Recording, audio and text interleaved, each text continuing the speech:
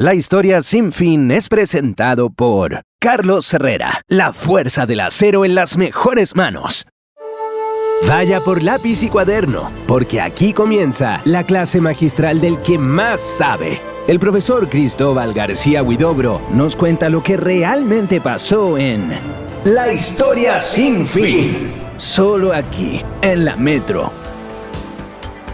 ¿Qué tal? Muy buenas tardes, bienvenidos a otro programa de La Historia Sin Fin, su programa favorito sobre historia de Chile y el mundo, que sale de lunes a viernes acá en la Metro entre 4 y 4 y media de la tarde. Soy el profesor Cristóbal García Huidobro y esta vez me acompañan don Rodrigo y don Felipe, porque Max no sé dónde anda. ¿Dónde anda Max? ¿Está grabando? ¿Está en locación? Ya, muy bien. Así que hemos cambiado de escuderos, ¿no es cierto? Pero estamos acá firmes para la historia y para ustedes a través de todas las señales de la Metro de Arica a Punta Arenas, a través de nuestros canales de streaming en la Metro TV y la metrofm.cl. No se olviden de seguirnos en la Metro TV. Ustedes saben, van a ser muy felices. A nuestro gerente de comunicaciones, yo le di este título, pero no, pobre, nuestro community manager, Francisco Trejo. Y por cierto, también a través de nuestros fieles seguidores, también un gran saludo a los que nos ven y nos escuchan en nuestro podcast de La Historia Sin Fin en Spotify. Oigan, hoy día les tengo capitulazo. Hoy día vamos a hablar sobre uno de los lugares donde, no sé si nace la civilización, pero sí por lo menos hay mucho del mundo moderno y del mundo de la política moderna que tiene sus raíces ahí, porque hoy día vamos a hablar de lo que fuera una de las ciudades-estado más notables en la Grecia antigua. Me refiero a la ciudad de Atenas, la ciudad de la diosa Atenea. Una ciudad que tiene mucha historia, que no se agota con su esplendor clásico en la antigüedad, sino también que sigue con una historia hermosa, importante, potente durante los siguientes años, ¿no? De su historia. Piensen ustedes que Atenas debe tener, ¿cuánto? A ver, unos 2.500, 3.000 años de antigüedad. Pues bien, hoy día en La Historia Sin Fin vamos a hablar precisamente de esta ciudad, una ciudad donde nace la democracia, una ciudad donde los estilos arquitectónicos han sido copiados alrededor del mundo. Es la ciudad de la Acrópolis, la del Partenón, de los Propileos. Hoy día, en La Historia Sin Fin, hablaremos de Atenas, la capital de la democracia, la capital de la cultura antigua. A ver, un poco tarde, Felipe, pero bueno, ya. A ver, los orígenes de Atenas son, por decirlo menos, oscuros. No sabemos realmente cuándo se fundó la ciudad. Sabemos que existía ya hace 3.000 años, 3.400 años aproximadamente. Puede que haya sido también una colonia micénica. Perfectamente podría haberlo sido. Sabemos que la Acrópolis es de las partes más antiguas de la ciudad, que estaba fortificada, ¿no?, en este monte donde hoy día se encuentra el Partenón y en definitiva todo el complejo, llamémoslo, de edificios públicos de la ciudad, y que es tan antigua como la edad del bronce tardía. También sabemos que hacia el año 1200 a.C., y a esto le dedicamos un capítulo cuando viene la crisis de la edad del bronce, hubo distintos lugares en el mundo mediterráneo que fueron abandonados. Piensen ustedes la ciudad de Knossos, por ejemplo, en Creta. Lo mismo muchas de las colonias griegas, micénicas, en torno al Mediterráneo. Pero Atenas parece haber atravesado esta transformación con una continuidad mucho más tranquila que la de otros lugares dentro de la península helénica y de las islas adyacentes, y que no desapareció, pero sí perdió algo de su poder económico y también político. Durante la llamada Edad Oscura griega, ¿no?, que esto va desde el siglo XII a.C. hasta el siglo IX, o sea, son 300, 400 años, ¿no es cierto? Atenas tuvo una contracción demográfica importante, también una contracción material, probablemente producto de los distintos sucesos que llevaron precisamente a la crisis de la Edad del Bronce. La organización en torno a los palacios atenienses va a ser reemplazada por estructuras sociales mucho más fragmentadas, mucho más frágiles. Hay cambios importantes en el ámbito de lo funerario, y aquí tiene que ver un poco con lo que hablábamos en ese capítulo sobre la crisis de la Edad del Bronce, donde la gente dejó de enterrar a sus muertos, ¿no? Y los empiezan a guardar en las casas, ¿no? Las reducciones de huesos, en fin. Pero efectivamente siempre siguió viviendo gente en torno a Atenas. No así, por ejemplo, como les ponía el caso de Knossos, ¿no? Que va a ser una ciudad que va a ser completamente abandonada y que finalmente el tiempo se la va a terminar tragando hasta que un grupo de arqueólogos, ¿no?, la termine desenterrando durante el siglo XIX. Así que siempre hubo vida urbana en Atenas. Puede que se haya contraído, puede que haya disminuido considerablemente, que la ciudad haya perdido importancia, pero siempre siguió siendo un emplazamiento urbano permanentemente habitado. Sin embargo, entre el siglo X y IX a.C., vamos a ver que vuelve Atenas a convertirse en una ciudad importante. Empieza a recuperar su población, empieza a recuperar también su lugar en el comercio mediterráneo. Y efectivamente, tanto la ubicación de la Acrópolis, ¿no?, donde estaba en el fondo ubicado el corazón de la ciudad amurallada, y también su cercanía al mar, porque de hecho el Pireo, que es el puerto de Atenas, está, no sé, a unos, bueno, hoy día como a 15 minutos en auto, pero en el fondo la distancia es mínima entre la ciudad y el puerto, al punto de que el trayecto entre Atenas y el Pireo estaba resguardado por una muralla. En el fondo había una especie como de pasadizo que iba desde la ciudad hasta el puerto y que estaba protegido por murallas altísimas, ¿no?, y con almenas para, en el fondo, que los arqueros pudieran defender la conexión de la ciudad con el puerto frente a cualquier tipo de ataque. Y esto además también hacía que la ciudad fuera difícil de asediar. Por eso esto va a favorecer la consolidación y la recuperación de la ciudad al punto de que los atenienses se pensaron como un pueblo antiguo, incluso autóctono de la península helénica, y que jamás fue desplazado por invasores, cosa que en realidad, bueno, en fondo toda la población de la península helénica es, al igual que por ejemplo cuando ustedes ven la población de la península itálica, ¿no?, donde eventualmente se va a fundar Roma, todos ellos eran migrantes, pueblos que migraron desde la estepa indoeuropea y que después de varios miles de años de tránsito van a terminar asentándose precisamente ya sea en lo que hoy día es Grecia o también lo que hoy día es Italia.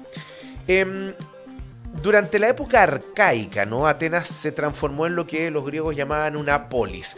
Nosotros usualmente el concepto de polis lo tendemos a asociar con el de ciudad, ¿no? Y efectivamente va a implicar que una serie de comunidades que vivían en la zona donde estaba emplazada Atenas, que es la zona del Ática, efectivamente se colocaran bajo una autoridad común, que era la de la polis de Atenas, ¿no? De hecho, hay la tradición y el legendario ateniense hablan de que el responsable de la unificación de los pueblos del Ática estuvo en manos de uno de los héroes, del héroe fundador de la ciudad, Teseo, ¿no? Y que históricamente debió tratarse en realidad de una larga campaña de centralización política, religiosa y territorial, que por lo demás quizá también no estuvo exento de conflictos y guerras entre las distintas comunidades del Ática. Atenas en el fondo llegó a controlar una de las regiones más extensas del mundo griego, de hecho va a ser de las polis más grandes con su territorio, pero ojo que tampoco era de los lugares más fértiles. El Ática es una zona particularmente montañosa, llena de colinas, ¿no? Donde la tierra no es particularmente buena, pero a pesar de eso, los atenienses, lograron asentarse y dominar el territorio y efectivamente en torno al comercio es como van a conseguir su prosperidad. Hacia el siglo VII a.C. vamos a tener que las tensiones sociales en Atenas se van a hacer cada vez más intensas, producto de la concentración de la tierra, el surgimiento de una aristocracia dominante, ¿no es cierto?, al interior de la ciudad, donde existía la esclavitud por deudas, donde había arbitrariedad judicial. De hecho es bien curioso porque cuando uno piensa en esto y mira cómo fue la evolución de Roma, por ejemplo, uno se encuentra con elementos que son muy comunes entre ellos.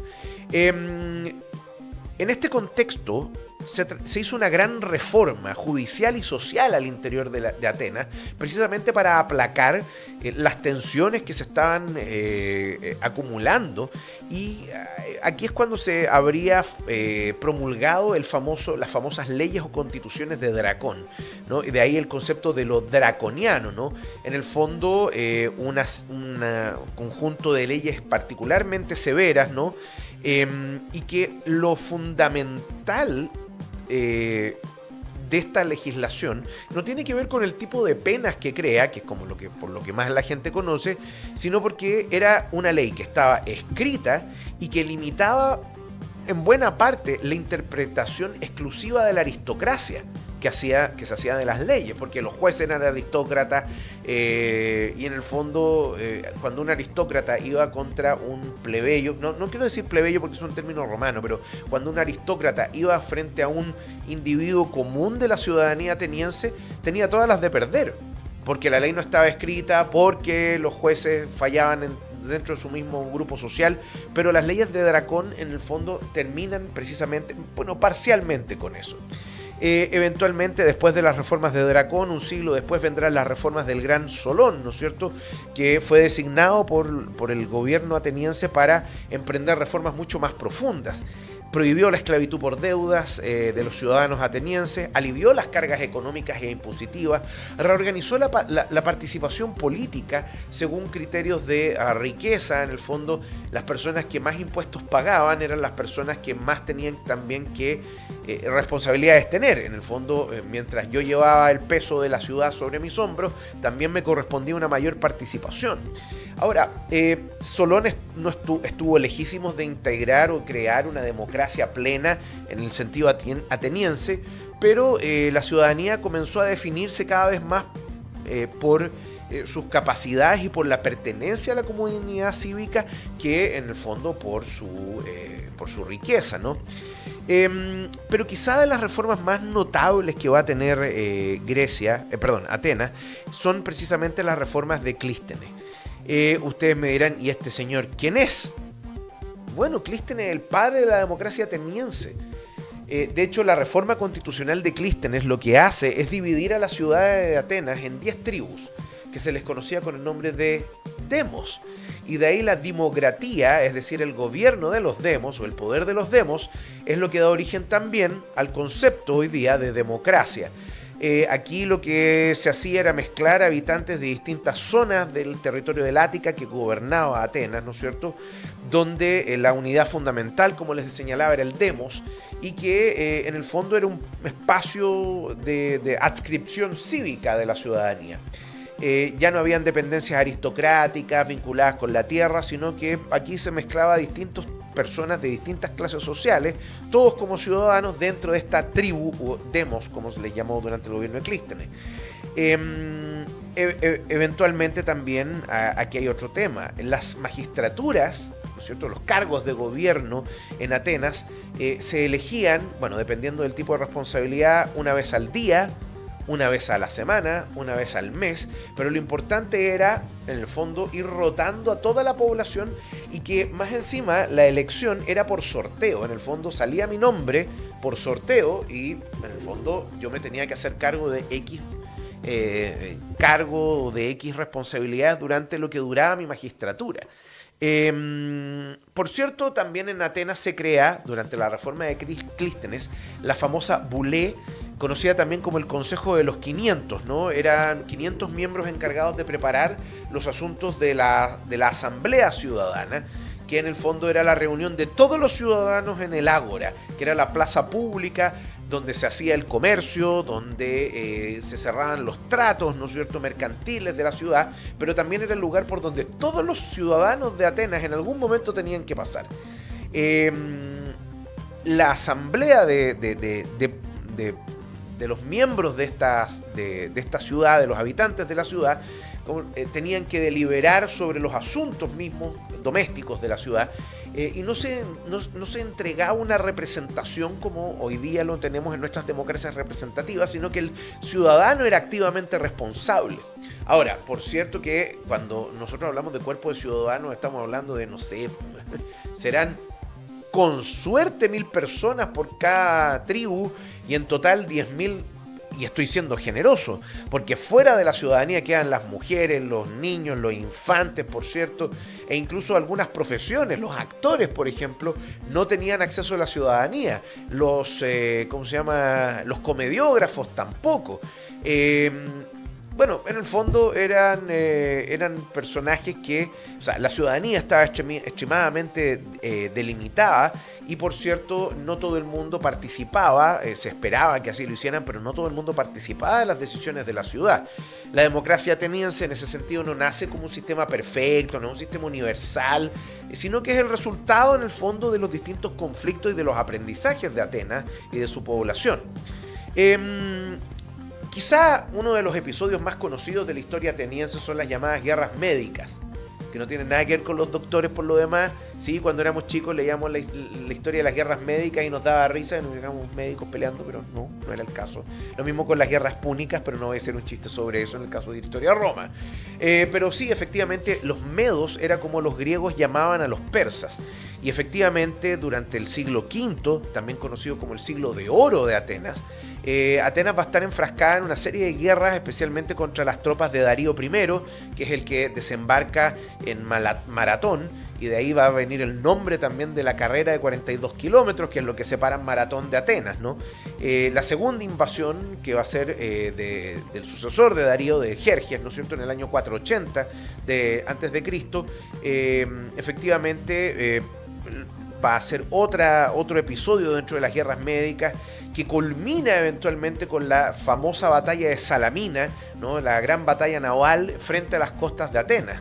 En el fondo, la flota griega va a tener un papel estelar contra la flota persa, que va a terminar retirándose del campo. Después de las guerras médicas, ¿no es cierto?, Atenas va a encabezar una unión de polis griegas, la famosa Liga de Delos, que estaba destinada originalmente a contribuir en la lucha contra Persia y proteger el mar Egeo. Pero eventualmente la Liga de Delos va a encontrar la horma de su zapato, y esa es la famosa Liga del Peloponeso, formada en torno a la ciudad de Esparta. De ahí entonces Esparta y Atenas se van a convertir en grandes competidores, no tanto por la hegemonía. De hecho, los atenienses tenían más intenciones de expansión territorial que los espartanos, que lo único que querían es la sobrevivencia de su ciudad. Yo les había dicho también que el siglo V a.C. es el siglo de oro, es el siglo de grandes personajes como Pericles, ¿no?, el gran estratega griego, el estrategoi, ¿no?, el gobernante de la ciudad. Es en la época en que también en la Acrópolis se levanta el Partenón, con buena parte de todo la construcción de templos en torno a la Acrópolis, como nosotros la conocemos.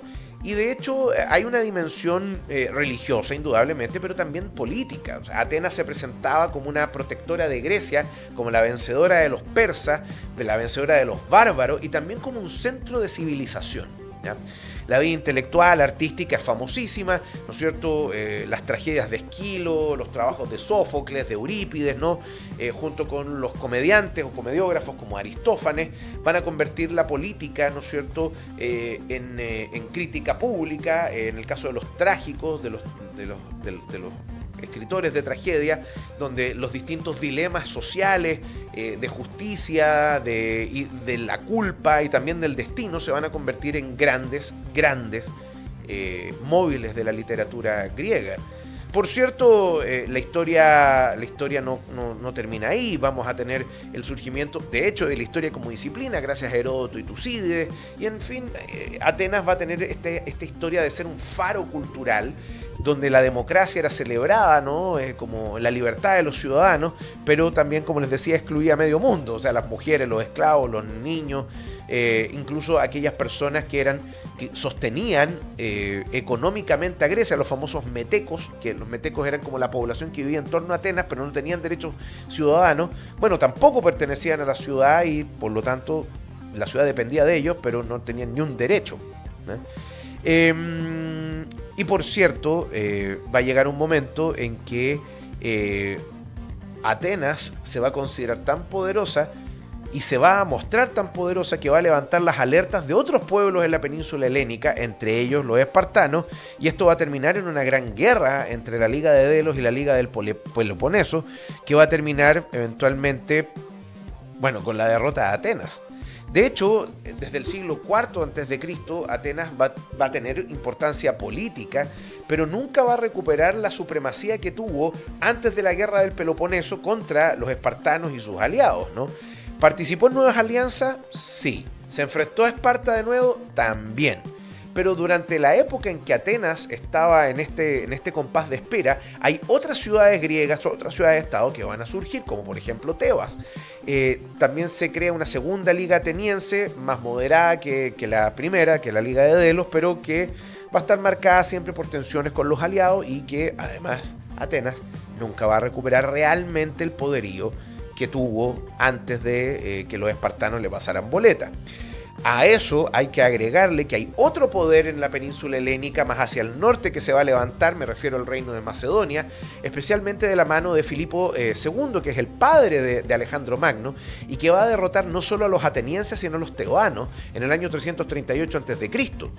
Y el tema es que eso va a convertir tanto a Tebas como a Atenas en ciudades tributarias del reino de Macedonia, y para todos los efectos, Atenas va a haber perdido su independencia.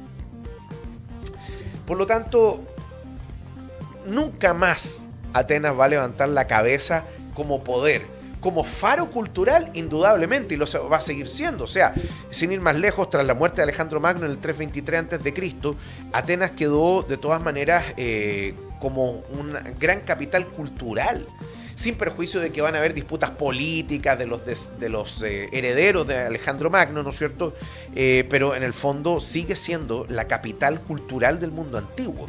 Por eso cuando los romanos toman Grecia, ¿no es cierto?, en el siglo I, digo bien, sí, del siglo I antes de Cristo, y ya en el año 86, ¿no es cierto?, Sila, el gran dictador de la República Romana, toma la ciudad. En el fondo los romanos, que admiraban a los griegos, se suben un peldaño más que los atenienses diciendo: nosotros hemos vencido a la cuna de nuestra admiración civilizatoria. Somos mejores que los atenienses, somos mejores que los griegos, por lo tanto no hay nadie por sobre nosotros. La historia de Atenas, de la historia antigua de Atenas, es fascinante, es gloriosa y es hoy día, y hasta el día de hoy, un lugar que nosotros en Occidente tenemos que ver si queremos ver de dónde venimos. Bueno, lo vamos a dejar hasta acá. Nos quedamos con la época de gloria y decadencia, pero ojo, que voy a hacer otro capítulo de Atenas, porque la historia de Atenas continúa y continúa mucho más allá de ese periodo de dominación romana. Pero nos tenemos que ir porque nos ha pillado el tiempo. Pero no nos vamos sin antes darle las gracias a nuestros amigos de Carlos Herrera que hacen posible este programa, porque ustedes lo saben, hablar de acero en Chile es hablar de Carlos Herrera. Por más de 75 años han estado presentes en las grandes obras que levantan a nuestro país, entregando soluciones sólidas, seguras y confiables a la industria, a la construcción, la salmonicultura y también a todos los hogares en nuestro país que requieren de calidad y de protección. Su nombre en Chile es sinónimo de confianza, de experiencia y un compromiso inquebrantable con sus clientes. Descubran su trayectoria en www.carlosherrera.cl, porque Carlos Herrera es la historia del acero en Chile. Y nos vamos, no se olviden, campanita de notificaciones, seguir a la Metro TV, que es el canal donde estamos todos y está toda la programación de la radio. Y yo me despido, soy Cristóbal García Huidobro y nos vemos en un próximo episodio de La Historia Sin Fin. Adiós. Este capítulo de La Historia Sin Fin ya es historia. Súmate a la clase del profesor Cristóbal García Huidobro de lunes a viernes en La Historia Sin Fin. Solo aquí, en la Metro. La Historia Sin Fin fue presentado por Carlos Herrera, la fuerza del acero en las mejores manos. Las opiniones vertidas en este programa son de exclusiva responsabilidad de quienes las emiten y no representan necesariamente el pensamiento de la Metro.